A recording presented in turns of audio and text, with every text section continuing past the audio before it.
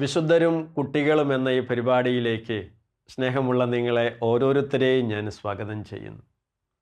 സ്നേഹമുള്ള കുട്ടികളെ, നമുക്കേവർക്കും പ്രിയങ്കരിയായ വിശുദ്ധ കൊച്ചുത്രേസ്യയെക്കുറിച്ചാണല്ലോ നമ്മൾ പഠിക്കുന്നത്.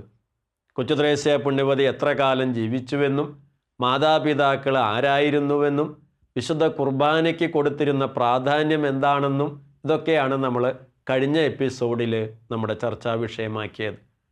ഇന്ന് നമ്മൾ പ്രത്യേകമായിട്ട് വിശുദ്ധ കൊച്ചുത്രേസ്യ പുണ്യവതിയുടെ ആത്മകഥയെക്കുറിച്ചാണ് നമ്മൾ കുറേ കൂടി ആഴത്തിൽ മനസ്സിലാക്കുന്നത്. കൊച്ചുത്രേസ്യ പുണ്യവതി എഴുതിയ ആത്മകഥ, അതിൻ്റെ പേര് നവമാലിക എന്ന പേരിലാണ് ഈ ആത്മകഥ നമ്മുടെ നാട്ടിലൊക്കെ പ്രചരിക്കുന്നത്. ഈ ആത്മകഥ അനേകരെ സ്വാധീനിച്ചു. മറ്റു വാക്കിൽ പറഞ്ഞാൽ കത്തോലിക്ക തിരുസഭയിൽ ഇത്രമാത്രം സ്വാധീനിച്ച മറ്റൊരു ആത്മകഥയില്ല എന്ന് വേണമെങ്കിൽ പറയാം. അത്രമാത്രം 10-24 വർഷക്കാലം ജീവിച്ച, അതിനിടയിൽ 9 വർഷക്കാലം മഠത്തിനകത്ത് ജീവിച്ച ഒരു കന്യാസ്ത്രീ. സാധാരണ കഴിവുകളെ ഉണ്ടായിരുന്നുള്ളൂ. ആ ആത്മകഥ വായിച്ചാൽ മനസ്സിലാകുന്നൊരു കാര്യം, കളികളിൽ വലിയ പ്രാവീണ്യം ഇല്ലാതിരുന്നത് കൊണ്ട് കളിക്കാനായിട്ട് കൊച്ചുത്രേസ്യ പുണ്യവതിയെ കൂട്ടത്തിൽ കൂട്ടാൻ ആർക്കും ഇഷ്ടമുണ്ടായിരുന്നില്ല എന്നാണ് എഴുതി വച്ചിരിക്കുന്നത്. അങ്ങനെ കളികളിലൊന്നും വലിയ പ്രാവീണ്യം ഉണ്ടായിരുന്നില്ല.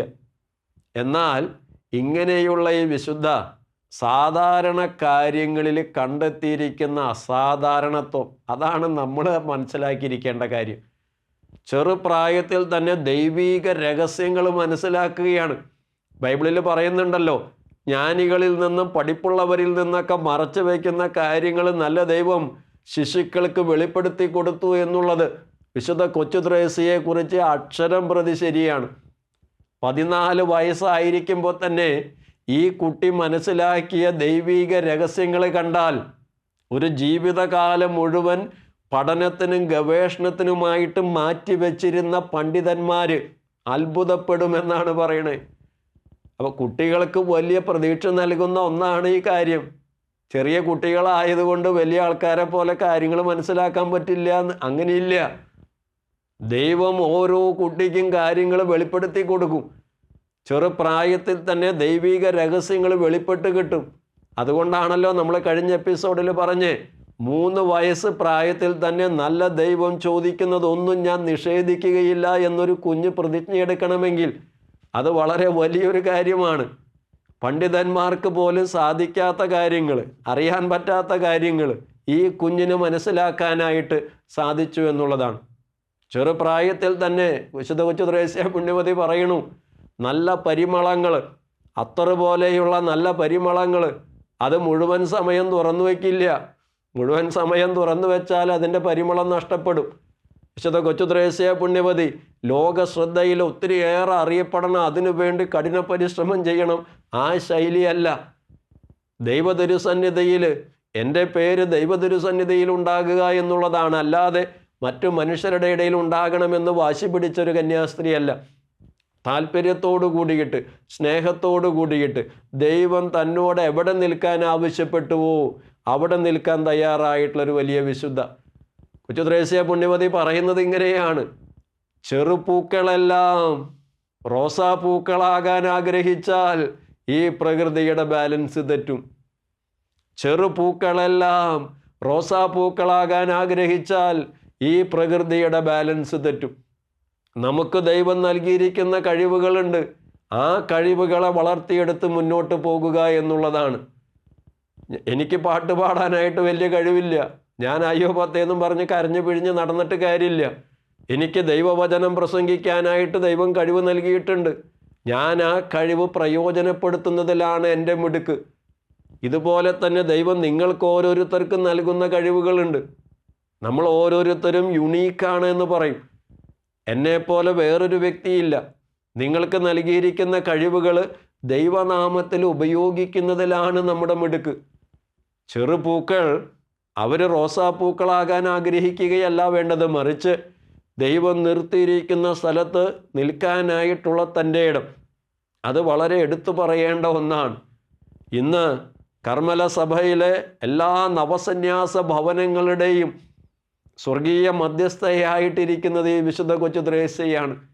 എന്നെപ്പോലെയുള്ള അച്ഛന്മാരാകാനായിട്ട് കർമ്മല സഭയിൽ പഠനങ്ങൾ പൂർത്തിയാക്കിയവരൊക്കെ നവസന്യാസ ഭവനത്തിലേക്ക് കടന്നു ചെല്ലുമ്പോൾ അവിടെ വെച്ചിരിക്കുന്ന ഫോട്ടോ വിശുദ്ധ കൊച്ചു ത്രേസ്യ പുണ്യവതിയുടേതാണ്. എനിക്കൊക്കെ ട്രെയിനിങ് കിട്ടിയത് നവസന്യാസ ഭവനമായിരുന്നത് മാളയടുത്തുള്ള അമ്പഴക്കാട് അവിടെയുള്ള ആശ്രമത്തിലെ നവസന്യാസ ഭവനത്തിലാണ്. അവിടെയൊക്കെ വെച്ചിരിക്കുന്ന ഫോട്ടോ വിശുദ്ധ കൊച്ചു ത്രേസ്യ പുണ്യവതിയാണ് ഇതിൻ്റെ സ്വർഗീയ മധ്യസ്ഥ എന്നുള്ളതാണ്. കറുകുറ്റിയ ആശ്രമത്തോടനുബന്ധിച്ചുള്ള നവസന്യാസ ഭവനത്തിലൊക്കെ പോകുമ്പോൾ കാണാൻ സാധിക്കുക വിശുദ്ധ കൊച്ചു ത്രേസ്യ പുണ്യവതിയാണ് ഈ നവസന്യാസ ഭവനത്തിൻ്റെ മധ്യസ്ഥ എന്നുള്ളത്. കർമ്മല സഭയിലെ എല്ലാ നവസന്യാസ ഭവനങ്ങളിലും വിശുദ്ധ കൊച്ചു ത്രേസ്യ പുണ്യവതി എന്ന് വെച്ചാൽ പ്രാർത്ഥനയ്ക്ക് വേണ്ടി മാറ്റിവെക്കപ്പെട്ടിരിക്കുന്ന നവസന്യാസ ഭവനങ്ങളിൽ ഇത്രമാത്രം ഈശോയെ സ്നേഹിച്ചൊരു വിശുദ്ധയല്ലാതെ മറ്റ് ആരുടെ ഫോട്ടോയാണ് വയ്ക്കുക? വിശുദ്ധ കൊച്ചു ത്രേസ്യ പുണ്യവതി ചെറുപ്രായത്തിൽ തന്നെ തനിക്ക് ലഭിച്ച ഒരു കുഞ്ഞ് വെള്ളപ്പൂവിനെ കുറിച്ച് പറയുന്നുണ്ട്. എനിക്ക് ലഭിച്ച ആ കുഞ്ഞ് വെള്ളപ്പൂവ് ക്രിസ്താനുകരണം പുസ്തകത്തിൽ മറ്റെല്ലാറ്റിനേക്കാളും ഉപരിയായി യേശുക്രിസ്തുവിനെ സ്നേഹിക്കണം എന്നുള്ള പേജിൽ ഞാൻ ആ പേജിനകത്തത് വെച്ചു എന്ന്. ജീവിതത്തിലെ ചെറിയ കാര്യങ്ങളിൽ, നിസ്സാര കാര്യങ്ങളിൽ പോലും ദൈവപരിപാലന കാണാനായിട്ട് സാധിച്ചു എന്നുള്ളതാണ്. ആകാശത്തിൽ നക്ഷത്രങ്ങളെ കണ്ടപ്പോൾ വിശുദ്ധ കൊച്ചു ത്രേസ്യ പുണ്യവതി പറഞ്ഞ കാര്യം നിങ്ങൾ കേട്ടിട്ടുള്ളതാണ്. നക്ഷത്രങ്ങളുടെ ഷേപ്പ് കണ്ടപ്പോൾ പറയുന്നു ടി എന്നുള്ള ഷേപ്പ്, അത് സ്വർഗത്തിൽ എൻ്റെ പേര് തെരേസ എന്നുള്ളത് ദൈവം എഴുതി വെച്ചിരിക്കുന്നതാണ്. ഒരു കടൽ കണ്ടാൽ കൊച്ചു ത്രേസ്യ പുണ്യവതി പറയണു ദൈവത്തിൻ്റെ ശക്തിയും പ്രാഭവും. നമുക്കൊക്കെ ഇടിവെട്ട് ഇടിമിന്നലൊക്കെ പേടിയാണ്. കൊച്ചു ത്രേസ്യ പുണ്യവതി പറയണു ദൈവം എൻ്റെ അടുത്തുണ്ട്. ഇങ്ങനെ ഓരോ കാര്യങ്ങളെ കാണാൻ കഴിഞ്ഞൊരു കുട്ടിയാണ്. അപ്പോൾ ഈ അവസരത്തിൽ വിശുദ്ധ കൊച്ചു ത്രേസ്യ പുണ്യവതിയെ പോലെ നിൽക്കേണ്ട സ്ഥലങ്ങളിൽ നിൽക്കുക. ദൈവം ചോദിക്കുന്നതൊന്നും ഞാൻ നൽകാതിരിക്കുകയില്ല എന്ന് നിർബന്ധം പിടിച്ച വിശുദ്ധ കൊച്ചു ത്രേസ്യ ഞാനായിരിക്കേണ്ട സ്ഥലത്ത് ചെറുപൂവായിട്ട് നിൽക്കേണ്ടി വരുമ്പോഴും മനസ്സ് മടുക്കാതെ നിൽക്കാനായിട്ട്, എല്ലാ ചെറുപൂക്കളും റോസാപ്പൂക്കളാകാൻ ശ്രമിച്ചാൽ ഈ പ്രകൃതിയുടെ ബാലൻസ് തെറ്റുമെന്ന് പറഞ്ഞതുപോലെ നമുക്ക് ഓരോരുത്തർക്കും ദൈവം നൽകിയ കഴിവുകൾ വളർത്തിയെടുത്ത് ദൈവനാമത്തിൽ അത് ഉപയോഗിക്കുന്നതിൽ മഹത്വം കണ്ടെത്തി മുന്നോട്ട് പോകാൻ ഈ വിശുദ്ധയുടെ മാതൃകയും മാധ്യസ്ഥവും ഈ പ്രത്യേകമായിട്ട് നമ്മൾ പഠിച്ച നവമാലിക എന്നുള്ള ഗ്രന്ഥം വായിക്കുന്നത് വഴിയും നമുക്ക് ഓരോരുത്തർക്കും സാധിക്കുമാറാകട്ടെ.